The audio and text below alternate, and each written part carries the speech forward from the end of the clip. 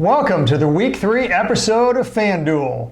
Last week, we min-cashed in most contests in our GPP lineup. Unfortunately, we did not get paid out on our cash lineup, but we will give you a great roster of players so we can get back on track on cashing out in the cash game in Week 3, and we'll give you all the best stacking options for your GPP lineups coming up next.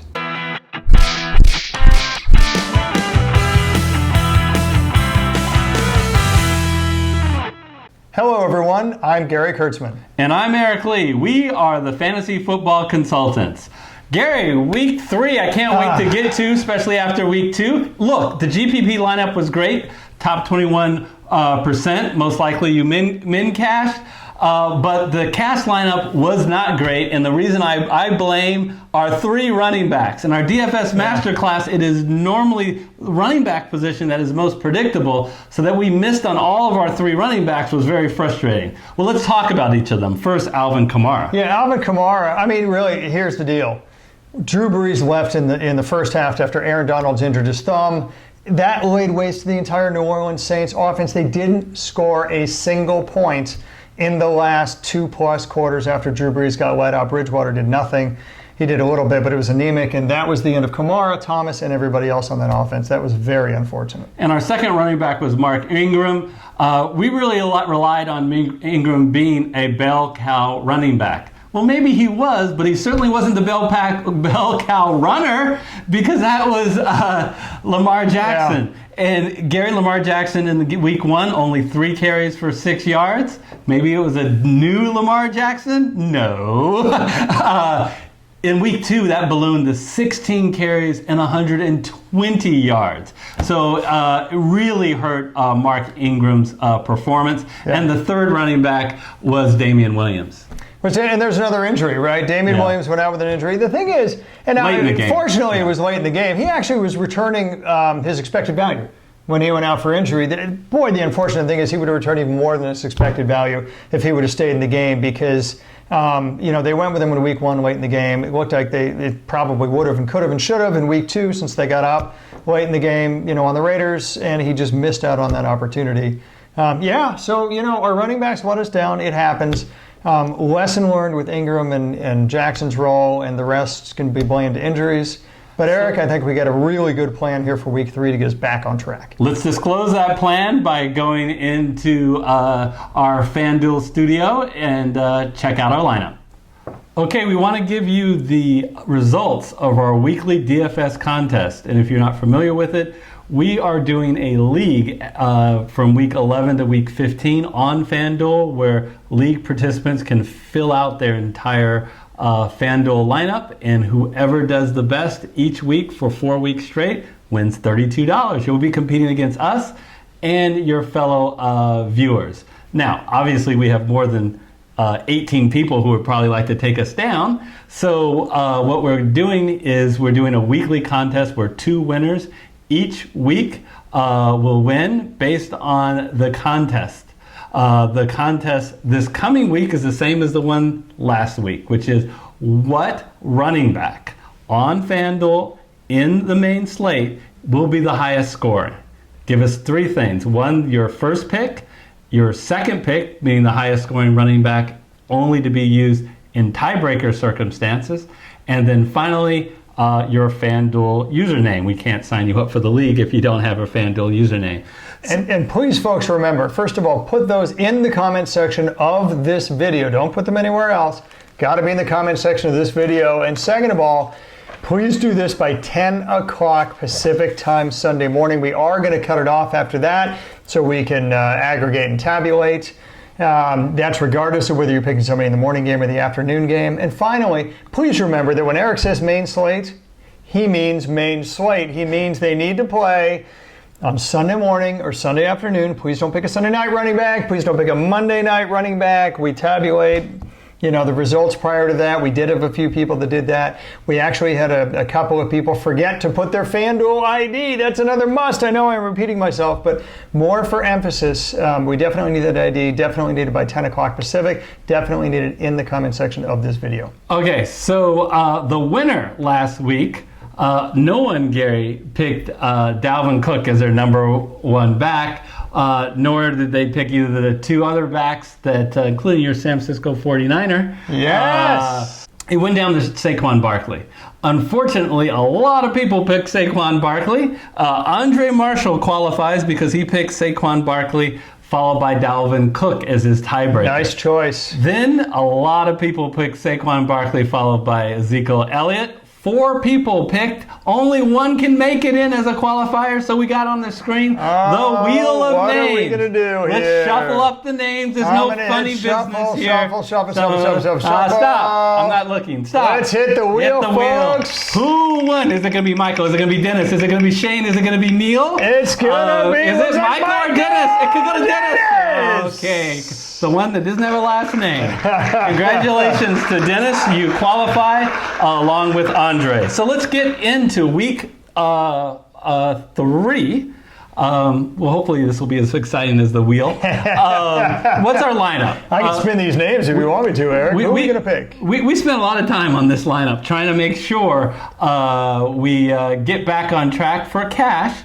And Gary, let's start at running back. Who are we putting all our faith in this week? Well, remember, running backs, and we know this from all the rigorous analysis we put on the DFS Master Class series, truly it is the best thing out there in fantasy football on the internet. If you play DFS, please watch our 9-video DFS Masters Class series. One of the things we cover is that running backs are the position you pay up for the most. Why? Because statistically, they return the expected value more consistently than any other position, actually by far. All that goes by way of saying, Eric, Ezekiel Elliott is such an obvious choice. I love this guy. Look, he plays Miami. I mean, do we need to say any more? Have you been paying attention to football? Miami has allowed 102 points over the last 2 games, and Dallas has a pretty prolific offense. So, my goodness, the over-under in this game is the highest of any other game. Expected return for the Dallas offense. And really, well, the over-under isn't the highest, but the implied total. The implied total is 34. That is an incredible amount of points, folks.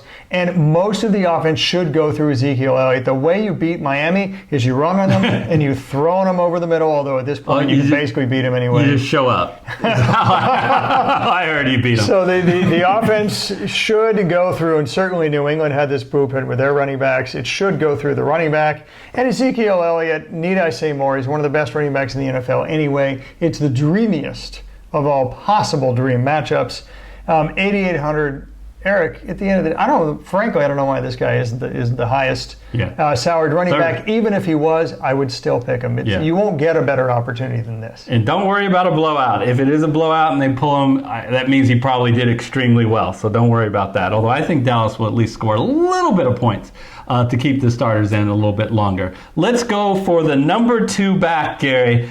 We're still making sure that we want to get a guy at home who's a bell cow back, who is a favorite, and that is Marlon Mack at $7,000. The big Mack attack is back for us after what I love about him is his usage.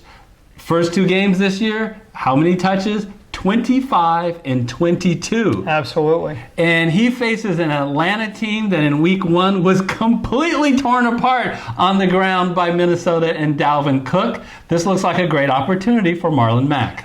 More than anybody else on the Indianapolis offense, in fact, really, he might be the only player to have benefited from going from Andrew Luck to Jacoby Brissett as Marlon Mack. Why?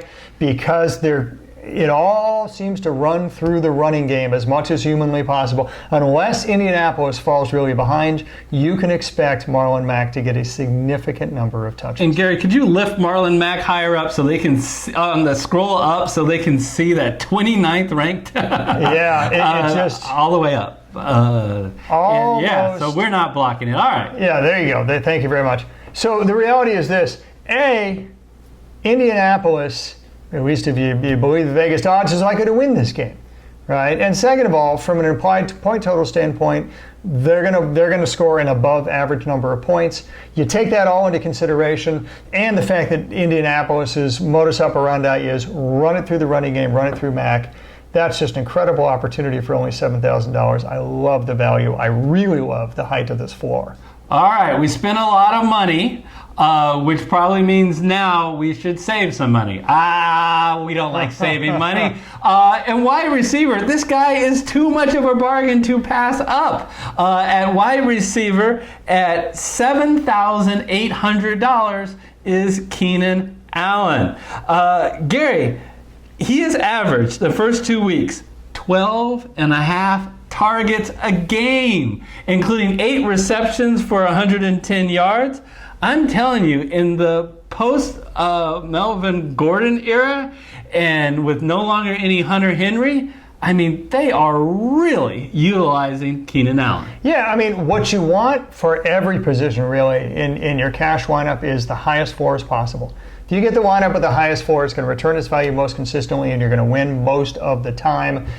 You want the wide receivers with targets, and 25 targets is top 5 in the NFL, folks. It doesn't get a higher floor than that, especially for Keenan Allen, for crying out loud, because he does it so incredibly consistently. We really haven't seen the return on Mike Williams, so from a wide receiver perspective, he just hasn't had the competition that you might expect on his own team. He and Austin Ekeler have really been the show for the past couple games. And Eric, just given all that and given the height of his floor, I'm actually surprised that he's not priced more than $7,800. It's not like Houston has a defense that has stopped the pass this year. Yeah. So I'm surprised. I think that's a terrific value, terrific choice. Yeah.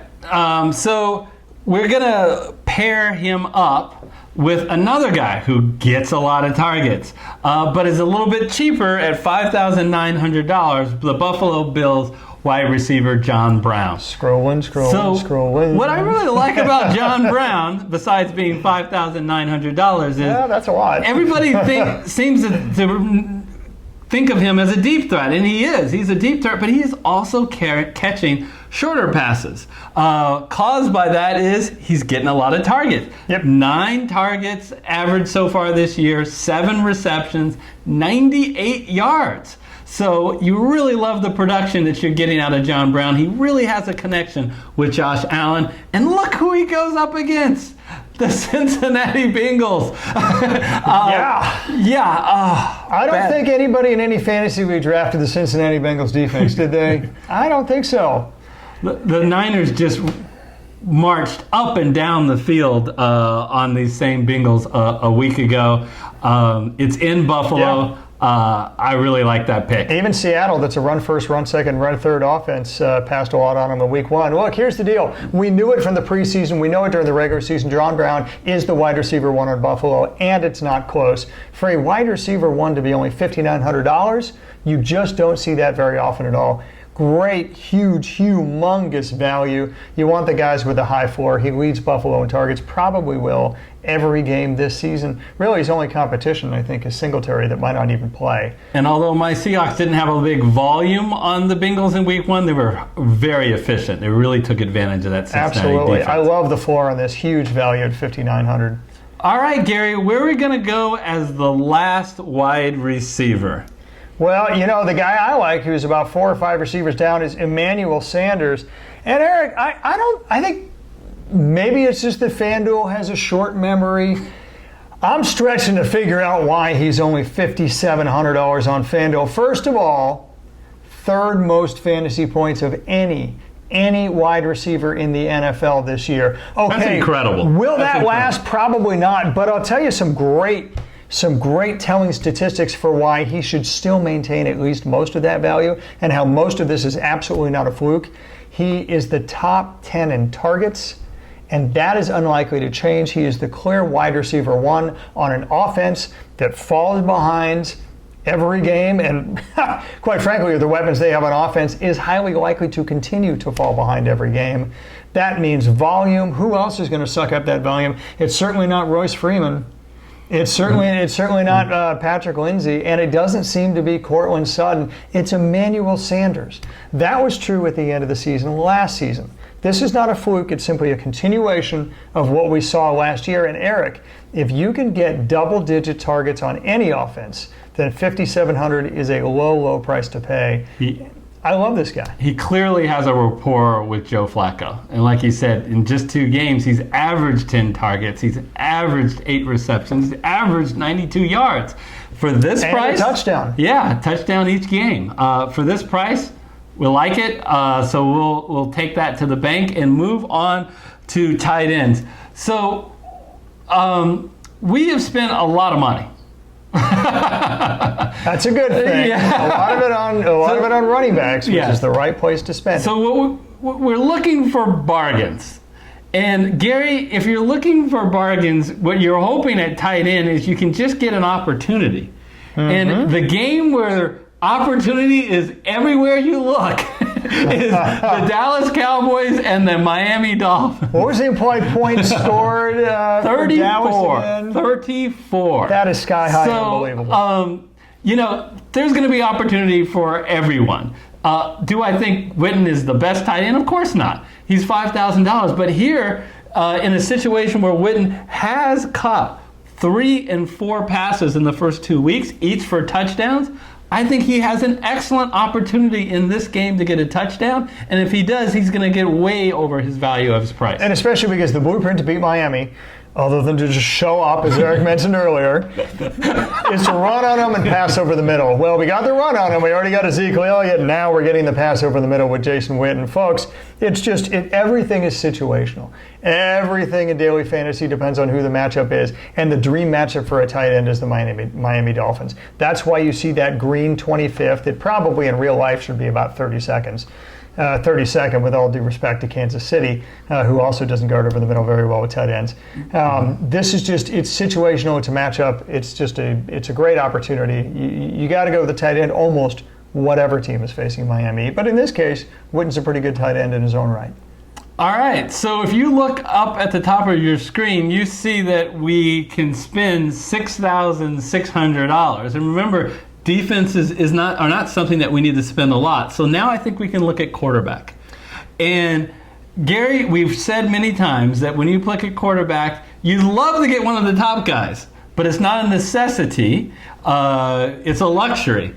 And even though we spent a ton on our running backs, we were able to save money at wide receiver. Look how much money we have left, almost $20,000. So we got some money to spend. So we can pay up.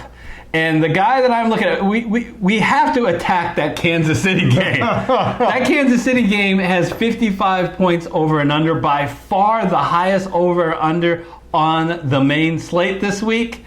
And Lamar Jackson, who's been outstanding, is someone I think we want to take a strong look at. Absolutely. I mean, you could say Patrick Mahomes too, right? Only Patrick Mahomes gets to go against a very good Baltimore defense. Lamar Jackson gets to go against a much easier Kansas City defense.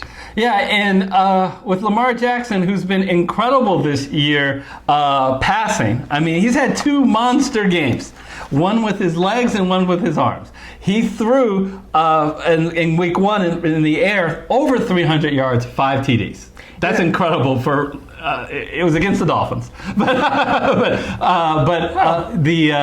still incredible. And then last week he really did it on the ground. Yes, he threw for 272 yards and 2 TDs, but 16 carries for 120 yards. Yeah. I mean, I think you can't expect that, but you can get closer to that. Well, Lamar Jackson is the answer to the trivia question: what person has the most fantasy points at any position in the NFL through week 2? The answer is Lamar Jackson. Right? Is that a fluke? Absolutely not. You would expect him. They said before, he is an accurate passer. They hit his arm last year. They said, we are going all out and we're featuring his arm. Not only not hiding it, we're featuring it. They certainly have. He's proven to be a very accurate passer, short and long. Right? Third best T-dot. Please look up that term if you don't know what that means. Of anybody in the league, and of course from a running perspective, there is no better running quarterback. And the great thing about that is it raises your floor so tremendously, and that's what you want in cash games, is to have that high floor. There is no quarterback with a higher floor because of his leg and arm than Lamar Can you Jackson. Hold on, Gary? I'm looking up T-dot on the computer. Exactly. I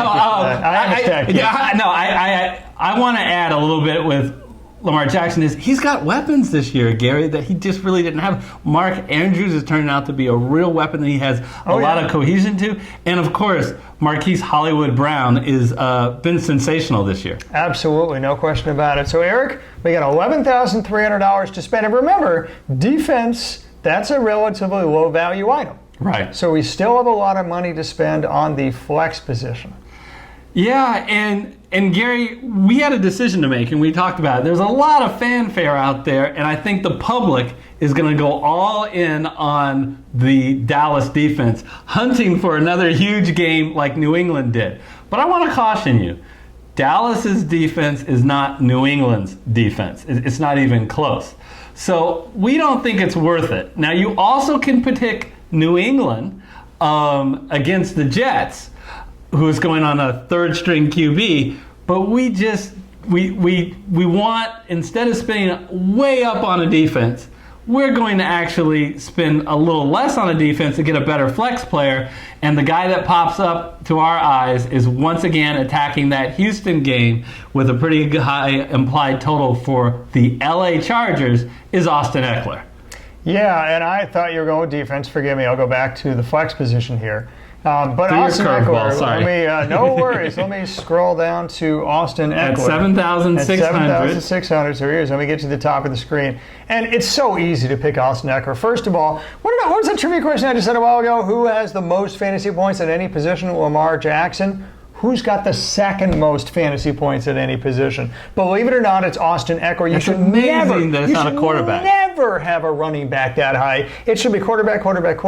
Look, how good is Austin Ekeler? The next highest running back in the NFL has almost 20% less fantasy points than Austin Ekeler. He is not only more efficient through 2 games than Melvin Gordon was, but he's being used at a 23% clip versus Gordon at a 20% clip.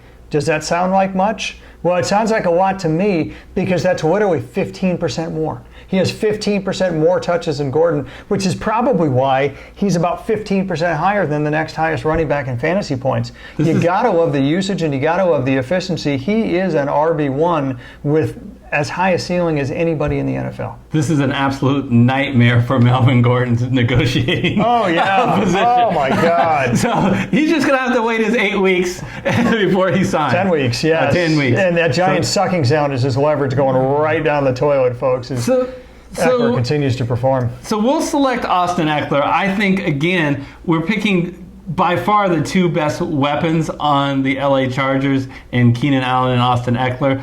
Their role is even more enhanced, like I said before, with Hunter Henry being out at the tight end. So let's go to defense.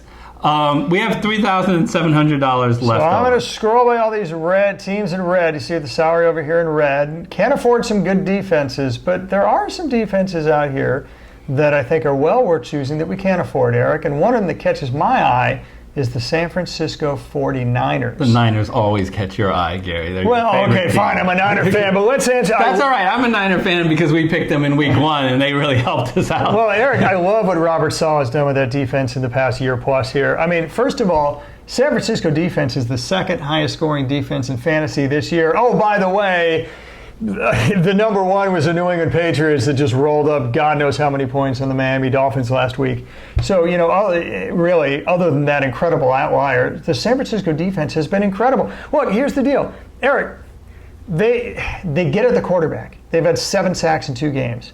They wreak havoc and they cause turnovers. 5 turnovers in the past 2 games. And they also limit their offenses scored to relatively few points. Their top 5, in points allowed in the NFL. Through week 2, there's almost nothing that this defense hasn't been able to do. Now, you say who's coming in? The Pittsburgh Steelers. Normally, that should strike fear in people's hearts. But you know what? Whether James Conner plays or not, he's banged up, and no Ben Roethlisberger. Now, Mason Rudolph did a decent job in Ben Roethlisberger's absence, but make no mistake about it, Mason Rudolph is a backup quarterback who has 1 week to prepare for a suddenly very, very good defense that is very good at getting at the quarterback. The one thing that backup quarterbacks always do, always, no matter who you are, they hold the ball too long. Why do they do that? Because it takes longer to process the information that's laid out before them, longer to process what the defensive coverage is, because they haven't been able to recognize it. That takes playing time, right? That takes a history of season after season being in the NFL. Well, Mason Rudolph's had 1 week, folks. So I expect the Niners to get at the defense, to cause a lot of sacks. And Eric, when you get at the quarterback and cause a lot of sacks, really good things can happen. And what you like in your defense, you like to have a defense that's home, especially when you have a quarterback with not a lot of experience dealing with the cloud noise and everything. You want a defense that is favored. The Niners are 6.5-point favorites. You kind of forget that when you have these ridiculous spreads of 21 and 20.5 points. 6.5 points is a lot of points. So the lines makers think from a game script perspective that Pittsburgh will be behind, so let's take advantage. Absolutely. So there's our lineup. Gary, I'll go through it quickly and you can make any final comments. We got Lamar Jackson at quarterback. The running backs, we spent a lot of money. Ezekiel Elliott, Marlon Mack, and Austin Ekeler in the flex position. Some good values at wide receiver, Keenan Allen, John Brown, and Emmanuel Sanders. A value at Jason Witten at tight end, and the San Francisco 49er defense. Eric, we're obviously rolling with very high value running backs, which is the way to go in cash games. They return their value. I really like the floors of our wide receivers. They're great values, but my goodness, all of them have really high floors. Same thing with any tight end going against Miami. And that, of course, that quarterback, Lamar Jackson, probably is the highest floor of anybody in the NFL. So, Eric, I really like this lineup in cash. Okay, let's quickly talk about GPP. We're not going to give you a full lineup, but we're going to give you a couple of stacks. Gary will give you his favorite stack, and I will give you mine. Well, we didn't talk about it, so we'll see if it's the same. My stack is Jameis Winston and Mike Evans. Jameis Winston is somebody who's inconsistent, Gary. But that's great for GPP. You want that volatility that he could potentially have a very big game. Mike Evans, look, he is the number one wide receiver on the Buccaneers, even though he hasn't proved it so far. But he's coming off an illness. So playing against the Giants, a very bad defense, I really think those two can really explode and really help with GPP. Yeah, incredibly high ceiling. I mean, Jameis Winston, don't forget, on a per-game basis, he was the fourth best fantasy quarterback in the NFL last year and the most volatile.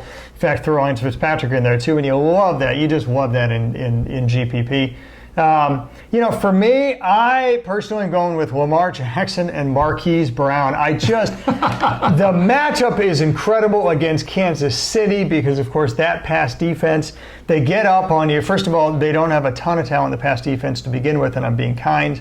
And the second of all is they get up on basically every team and they force the volume in the pass. So you know the volume is going to be there. You know the potential is going to be there with a relatively weak, secondary. And man, Lamar Jackson having the biggest blowout potential, the most fantasy points of anybody at any position in the NFL, and Marquise Brown having the fourth most fantasy points of any wide receiver in the NFL. Always a deep threat. Not only runs the short routes, but of course also runs the fly pattern. So he leads right now. He's in the top 3 in the NFL in air yards, which you love to see in GPP. It just, for me, everything between the matchup, between the quarterback, between the air yards, the wide receiver, everything just screams to me highest ceiling of any QB wide receiver one stack in the NFL. That's why I'm going with Lamar Jackson, Marquise Brown. Both good stacks. I mean, I think yours has more of a potential to blow up, but mine's probably a little bit more cheaper. So it depends on how you want to construct your lineup. So that'll do it for week 3 on FanDuel. We want to remind you, and you really are doing yourself a disservice if you only are watching these weekly videos. It's important for you to understand the process, the theory, the strategy, absolutely, all the tips and tricks in picking daily fantasy football, and that's what's in our NFL Master Class. So you want to check that. We have shows in each position how to pick the right quarterback, running back, wide receiver, tight end, and defense. And then we do a deep dive on all the cash game strategies as well as the GPP strategies. So we'll put up that playlist on the screen. As well, we do a similar video like this for DraftKings. So we'll put that on the screen. And if you're interested in Survivor, we'll throw that on the screen. Everything in the kitchen sink are on the screen now. And until the next time that we see you for week 4, we'll see you then. We'll see you then.